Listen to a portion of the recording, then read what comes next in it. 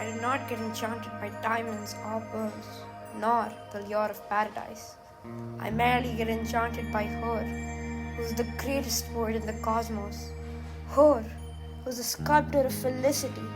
and vanquisher of malice, her, whose exquisiteness is beyond words, her, whose hushed whispers add ode to my soul,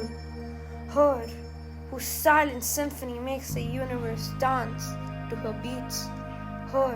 whose rustling lush green adornments simply steal my heart away.